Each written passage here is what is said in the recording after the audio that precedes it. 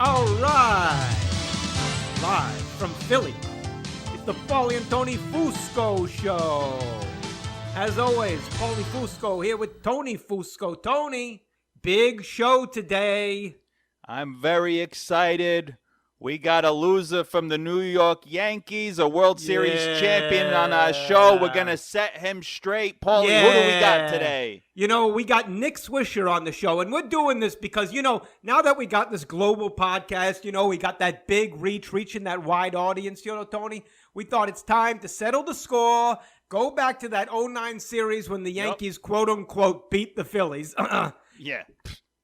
And show what really happened there. We're going to do that. But, you know, last week, Tony, we got a few complaints about the show, didn't we? Because yeah, we did. We didn't do our NFL takeaways as usual. You know, a lot of people were calling me and texting me, hey, what happened over the weekend? I don't know what to make of these games. So yeah. Here we go. Let's get into it. Week 4 takeaways. Eagles at 49ers. Looky here. Look who's in first place. First place, hottest team in the NFC East, possibly the NFL when you really look at it. You know, like Ric Flair used to say, to be the man, you got to beat the man. So if we beat the defending NFC champs, what does that make us, Paulie? NFC champions. We have the belt. That's how it works.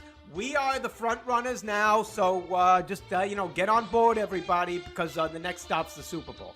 Buccaneers at Chargers. Look, everyone's going to tell you that the story here is that Brady threw 5 touchdowns, but Tony, what is the only thing people are going to remember about this game? You know, people don't remember who won and how many touchdowns. People remember who threw a pick six. Yeah. And Tom Brady loves to throw pick sixes. When people think of that Super Bowl with the Falcons, what do they think of? The pick six, the first half. That was the whole reason they fell behind. And, exactly. Then he leads the comeback. Yeah, but he already dug the hole. He already dug the hole. Bail him out. He already dug the hole. Yep, it's the typical story. Tom Brady digs him into a hole, and the team has to bail him out. Imagine if you were on a construction site, Tony, and the guy that was the lead foreman was knocking everything down, and everyone else had to build it back up. You'd fire that guy, right? That's a great example. Exactly. There you go. Browns at Cowboys. That Cowboys defense was, I put this politely, shittier than shit. And it's easy for us to spot the reason why, Tony. What was the reason for the bad defense there? Dak Prescott. He was fumbling the ball, bringing the defense onto the field too quickly, wearing them down. They didn't have a time to rest. You got to give them time. And Absolutely. What have we been hearing, Tony? What have our sources on the ground been saying there? Well, according to our sources in Dallas, Coach McCarthy is close to pulling the trigger on Andy Dalton. Boom, you heard it here first, people. There you go. Don't be surprised if you see the Red Rifle in action next week. Colts at Bears. Now, a lot of people are going to say, you guys said start Nick Foles. No, that's not what we said at all. If you know anything about Nick Foles, you can't start him. You got to bring him off the bench. Give him 1 or 2 plays, and then you bring him in. He's like the Detlef Schrempf, 6th man. You got to treat your QB like your 6th man. Right, Tony? Yeah, and this goes beyond sports. I mean, look at REO Speedwagon. They never open their own show. No. You have Asia open, Quarter Flash, Night Ranger, and then REO Speedwagon comes in and they finish the job. Yeah, that's what Nick Foles is. He's the REO Speedwagon of the NFL. There you go. The best. Broncos at Jets. All right, so we totally predicted that the Broncos would win. We admit we were a little off on the score. We said the Broncos would win 3-2.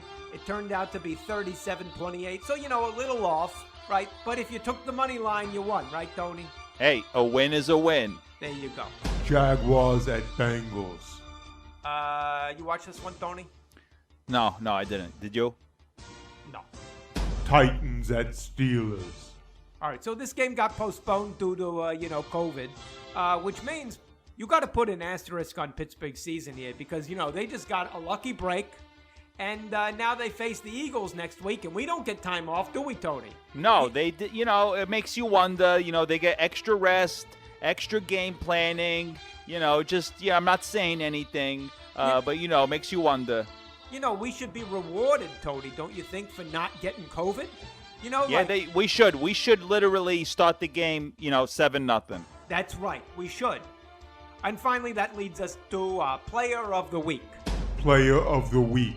We want to send our hearty congratulations to a Giants player who had a great week, Saquon Barkley, who was watching very comfortably in his bed, having injured himself. Get well soon, but of course, don't rush back, obviously. Congratulations, Mr. Barkley, on having the foresight to get injured and therefore not have to be on that train wreck shitstorm of a team you're on. Congratulations. Get well soon, Mr. Barkley. And congratulations, of course, on this high honor. Player of the week. All right, well, that wraps up our NFL takeaways. We're going to shift to baseball now because look who's on the line here. We got him coming in, our guest. So let's bring him on the Fusco Satellite Network. Fusco Satellite Network. All right, let's get him in here. You know him, won a World Series with the Yankees. Yeah. You know, he's on IG under your boy Swish. You can look him up there. Nick Swisher. What's up, fellas? What's going on? Thanks for joining us. You know, we do applaud you having the balls to come in here because, a lot of boys wouldn't be doing that. They'd be a little intimidated, but good for you. Good for you. Hey, man, got nothing but love for Philly boys. Nothing but love, all right? All right, well, let's get down to, brass tacks or whatever they call it. Now, look, we want to go back to that 09 series because when you look at the Phillies that year, they were clearly the superior team on paper, right? We all know that. Defending champs, beat the Rays in 08. But somehow they lost the series 4-2. Now, come on, doesn't it bother you that that World Series, you quote-unquote won was kind of a fluke? No. What? Come on, bro. That is like a major life-defining moment when you win a World Series. So for myself to be able to be part of that squad. Now, you remember, bro, like that was 2009. That was the first year of new Yankee Stadium, right? Like it was a major deal. They spent all that money in the offseason, got Mark Teixeira, CC Sabathia, AJ Burnett. I was tagged in along with all of that. And then at the end of that season, to top it all off, Alex Rodriguez, bro, of all people, breaks the chains and turns into Superman in the postseason. So, all right, we don't need a Sports Illustrated year-end recap. Now, hold on. Pump the brakes. You mentioned something there. You mentioned something there about the new Yankee Stadium. Yeah, you guys were in this brand new stadium. Don't you feel like that gave you an unfair home advantage? Yeah. Like kind of like double home advantage? It wasn't a level playing field, bro. Yeah, literally. You remember, dude, game one, Cliff Lee came in to that very stadium you're talking about and put it on us, bro. Like, he was nasty that game. Chase Utley was hitting homers like every at-bat. Like, bro, they were for real. That team was stacked. Yeah, bro. Well, yeah, you don't need to tell us. But, don't you feel lucky you faced the 09 Phillies and not the 08 Phillies? Because they were getting older. Jimmy Rollins was getting older. Chase Utley. They were all 1 year older. I mean, Charlie Manuel, he was old. That's the thing you got to think about here. The 08 Phillies, they were fresh, young. Then you put a year on them, and it's just not the same team. Yeah, well, it just goes to show you how difficult it really is to repeat as champions. Them, along with the Royals, I think they're, and the Dodgers, there's only three teams I can think of since that time in the last, 10, 15 years that have been able to even get back to the World Series, right? Like, let it know, repeat. Like, nobody repeats anymore. That's not how the cards are playing these days. So for them to even get back there that season was magical for sure. Now I ask this, Mr. Swisher, respectfully. Don't you feel like your World Series win isn't that special also? Because, let's be honest, you played right field, which we all know is the easiest and least important position in baseball, right? Not a lot going on out there. Yes, you're right, bro. It is a fun, maybe not as easy as some may think, right? Right field. But for me, you got to remember, most ballparks, the most rowdy fans are in right field. That's usually where everybody goes that drinks the beer, right? That really enjoys their team, the proud. So the things that I have heard in that ballpark in Philly, bro, because you remember there were some rain delays, and then all of a sudden, all of a sudden the entire stadium, it's like packed, like not a drop of rain had ever even occurred. And to be able to like play in that atmosphere, bro, the batteries, bro, the quarters, bro, like the whole. We get it. We were there, yeah, we were there. Dude, hey, like, we were throwing the batteries. We tried to hit you. We may have hit you a I couple love times. A rivalry, and that right there, like, instantly kind of set up a rivalry, right? It really instantly kind of set up, like, because you're coming from like two tough towns, right? Like Philly, New York, right? Bronx, yeah, but, Philly, but hold on like, a moment. Yeah, Philly people, we work for our success. You Yankees, you just buy your way in. Like, don't you feel like your World Series is tarnished? Yeah, you do. You got that payroll is bloated. It's like a government payroll. I mean, come on. It's a bullshit thing. The Yankees are on corporate welfare is what they're doing. They just buy that's everything. What he thinks. That's what he thinks, huh? Oh, okay. Before we move on from this topic, we got something we want to bring up, Tony. Isn't that right? Yeah, we got to. Because we were at Game 3 of the series, and Tony, tell them what we noticed when we were there. We swore when the Yankees were at bat, we heard some trash can drummer sounds. Especially when you were up.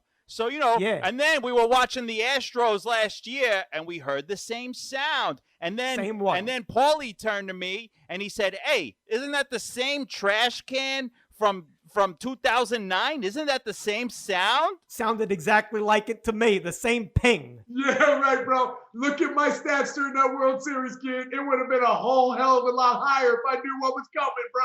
For real. Maybe you misunderstood what they meant. The messages. Maybe they were banging the drum, boom, boom, boom. They got cross, yeah, bro. Yeah, you gotta learn how to read. Boom, boom is fastball. Boom, boom, boom is curveball. You got confused. You got to learn how to read Morse code. Morse code. Yeah, you should have known Morse code. Yeah, that's it. Hey, by the way, it is true. With the whole Astros thing, that is kind of crazy. And now they're back in the world, back in the playoffs now, and I don't know about you guys. They got a new system, bro. I do have another question that we didn't have written down here. Now, you said your average during the World Series wasn't too high. It was kind of low. What was your average, when you went out to a bar in New York City, if you know what I'm talking about, Oh, bro. Yeah. Dude, I'm telling you, man. See, that's where we do have some respect for you. We'll give you that. There you go.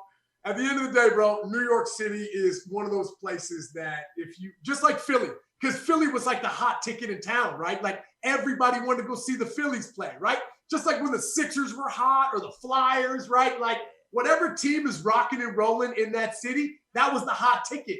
And in 08 and in 09, the Philly ticket was hot, just like it was in 09 for the Yankees, which, I feel like the Yankees draw pretty good all the time. But at the end of the day, like that was the ticket, right? Like Tuesday afternoon day games, 50,000 people, bro. Like just the place you wanted to be. So, dude, and I lived it, bro. So I'm just like, holy shit. Like it was the coolest thing ever, That was a long answer just to tell us you got laid a lot. Is that what you're saying? Basically, you were batting above the Mendoza line is what you're saying, bro. Going to New York, experiencing that, bro. Like 2009, we won a World Series that year. I met my wife that year, by the way, boys. Fell in love, dude. All right. Enough of this bullshit. This is a sports show. Please. Gonna make me vomit in my mouth here. Just saying, bro. It was a good year, bro. It was a good year. For you. We got it. You're clearly a narcissist living in your own head. It's not for everybody, all right? Now, look. Another topic we got to bring up with you is, with all the bat flipping, you were a bat flipper, on those rare times you actually made contact with the ball. I just wanted to know, have you ever sort of, taken a step back and said, maybe I was, that's not something I should be doing. It's embarrassing behavior, bad for the game. But I remember a big bat flip that I did, and I really knew that I offended the pitcher. And I'll never forget it because when I was coming around third base, he was kind of standing there. And I was just like, man, I must have really, because the bat flip shouldn't be an intention to offend somebody. It should be a celebration with you and your team, right? Sometimes it can be a little much, but for me, come on, man. I love having fun and I love being yourself. So if that's how you express yourself, then let's be honest, bro. Fernando Tatis Jr., bro, you just want to watch the kid play, right? Nah, I would have thrown at him like I was playing one of those carnival games. Yeah, let me tell you. Right off his freaking head. Let me tell you. Put it on the ground, pick it up, and throw it at him. Let me tell you, when me and Paulie are playing wiffle ball and somebody does a bat flip off of us, you better believe they're getting a wiffle ball right in the back. Yeah, bro. All right, a couple more questions here. Let's just move to this year's Yankees. Now, we talk about ruining baseball. I mean, this team's a joke. I mean, they're always swinging for the fences. There's no strategy. There's no art to the game. You know what people like? They like sack flies, bunts, fielder's choices. Yeah. That's the soul strategy, of the game. Bro. Are you embarrassed by what's going on there? No, not embarrassing. Not embarrassed at all. I think at this moment in time, there are so many different philosophies on how to play the game that I think at the end of the day, this is how we choose to play the game. By making a mockery of it, I say. Yeah, bro. I think you think because you're some Major League Baseball player that you somehow know this game better than us. Is that what you're saying to us? No. You think you're better than us, bro? Not at all. Not one bit. Not one bit. Okay. If that's what you really believe, all right, then let's put that to the test right now, okay? I'm ready. Let's go. I'm ready. Were the 2009 Phillies the superior team to the 2009 New York Yankees? Go. No way, dude. No way. Forget this guy. Forget this guy. This guy doesn't know. Guess what, Swish? I'm going to swish when I throw you in the garbage can because you're on the show. You're out of the show. You've been yanked, Yankee. Out of here. Fusco Satellite Network. Is he off the line? Is he off? Ay. Unbelievable. Do you think we were maybe too hard on him? He was actually pretty nice. He was actually kind of a nice guy. But, then again, he did cheat to win a World Series. I mean, I heard we heard him. We were there. I heard the trash can drums. It was like doom, doom, doom. Exactly. Doom, doom, doom, doom. You can't argue with that. So, all right. Let's not let him change the tenor of the show here because, as always at this time, we do our business. Yep. We do a sponsor read. And today, this is a big product for us, Tony.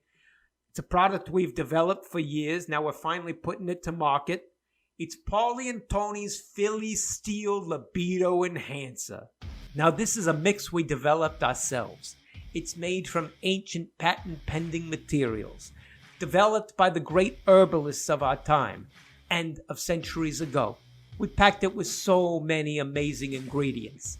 Ginseng biloba, sheep oil, buffalo liver, ground shark tooth, GNC protein powder, dioxybenadintrine 12, vitamin W, and also a touch of mint.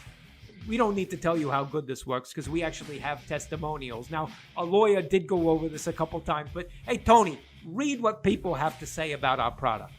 Now, these are real testimonials from real people. Monty from 3rd Street says, I think I felt it work. Frankie from Pulp said, I definitely felt boosted overall enhancement. Arturo from South Street said, this product totally 100% works. End of story. Paulie and Tony's Philly Steel. Not available at drugstores yet. Also to be seen on Shark Tank once we book our audition, which, we're going to do. But you can purchase right now direct from us for only $1.99 a bottle. Yep, you just call Tony on his cell, and we'll tell you which street corner to meet us on. Okay, there we go. All right, we're running short on time, but, before we go, should we give the people predictions for the upcoming NFL week? Yeah, I think we're like 38-2 so far this season. It's out of control. All right, here we go. Let's get right into it. Eagles at Steelers. The Eagles have the advantage in all facets of this game. Offense, Eagles. Defense, Eagles. Special teams, Eagles. Immune system, Eagles. Doug Peterson already had COVID. He's got antibodies all over the place. Eagles all day, 35-12. I like the Eagles to roll here over the COVID-stricken Steelers, 72-5. All right, Buccaneers at Bears. If the Bears start Nick Foles, it's going to be a tough game. But if the Bears listen to what we said and bring in Nick Foles 3 plays into the game, They're going to blow them out. I like the Bears 42-5. Exactly. And, we've already seen Nick Foles beat Tom Brady, so of course we're going to get the same result here again. Tom Brady's probably shitting himself right now. I like Bears 85. Buccaneers, I'll go 12.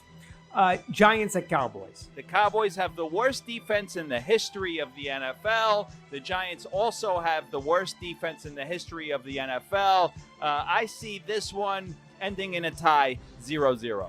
Got to be a 0-0 tie. I think just out of common decency, they should just cancel the game at this point, right? Yeah, they should. They really shouldn't play this game. Jaguars at Texans. I'm probably not going to watch that game. No, definitely not. Nobody gives a fuck. All right, so that about does it for the show. Good work as always, Tony. Same to you, Paulie. Another flawless show. Yep, but Nick Swisher, we're sorry we had to, bring you down to reality there, but that's our job as members of the media to, tell you how it really is. Yep, we just call them down the middle. There we go. So, all right, remember to subscribe, and remember to go on Twitter, Facebook, look up the Fusco Show, follow us, do that, and we'll see you next week. Bye. See ya.